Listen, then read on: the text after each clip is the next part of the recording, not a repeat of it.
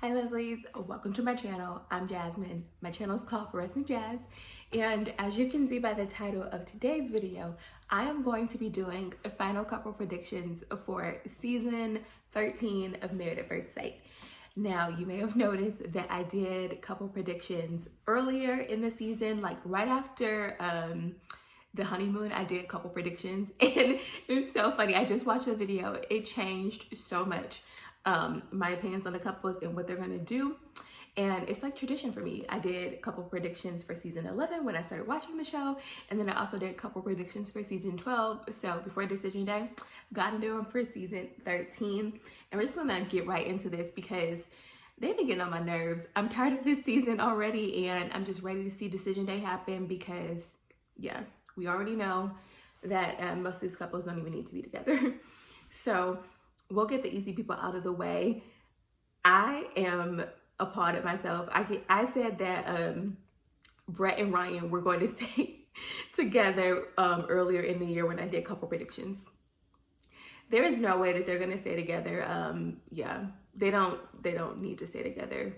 I mean, Ryan is like scum. He tries to present himself as a good person, but as soon as he got on that dating website, whether it was active or not, like that's just not cool at all. And I lost all respect for him. And Brett is a good woman. I hope she finds the person for her because I really felt like she gave her all in this process and she really got the short end of the stick. So obviously Brett and Ryan are gonna say no on decision day. And then we'll go with the other couple that I know are gonna say no on decision day. And that is, oh my goodness, Johnny and Bao. I know you probably didn't know which way I was gonna go. Was I gonna say Zach and Michaela, or was I gonna say Johnny and Bao? But we'll start with Johnny and Bao. Oh my goodness, like from halfway through the season, when Johnny would come on my screen, I just wanted to fast forward. And this is another one. I'm even more appalled at myself for thinking that they would stay together on decision day in the beginning of the season. Remember at one small point in the beginning, like they were everyone's favorites and then it just like went downhill real quick. And that is a train wreck, okay? Like Johnny needs to do some soul searching. He doesn't need to be in a relationship. He doesn't need to worry about marriage right now. He needs to be in therapy and do some healing work. And Bao also does need to do some healing work because that was a tumultuous relationship and you know, there is no reason why they should even consider staying together. I'm not gonna say any spoilers or anything, but yeah, people have been saying things about Bao and who she's dating now, and I don't know. I wish them all the best, but there's no reason why they should stay together. Johnny is just like not a good person. I don't like to say that people aren't a good person, but those are definitely the vibes that he gave off this season. He's very mean and Bao has been through a lot. She deserves more. And hopefully they learn from this experience because it was not pretty watching them a lot on the screen, especially Johnny. Another couple it was not pretty to watch a lot on the screen and hopefully they learn from this is Zach and Michaela. They're not going to say yes on decision day. I don't know why they're trying to go back and forth and playing these games. Zach is like, oh, we'll say no on decision day and then we'll try things out after the cameras are gone. No, you just still want to get the cookies. And that's not how this works. But clearly they're going to say no on decision day. I think, you know how production is. They're going to try to make it seem as if, ooh, there's some potential. But I didn't say that they would say yes when I did the predictions earlier. And I still don't believe they're going to say yes. Michaela's behavior is not conducive to their relationship. And it seems like she has been working on things and learning. And Zach has been sending mixed signals, but there's still more work to be done. And hopefully they're better after in their next relationships, but they definitely should not say yes on decision day. All right, 2 more couples left.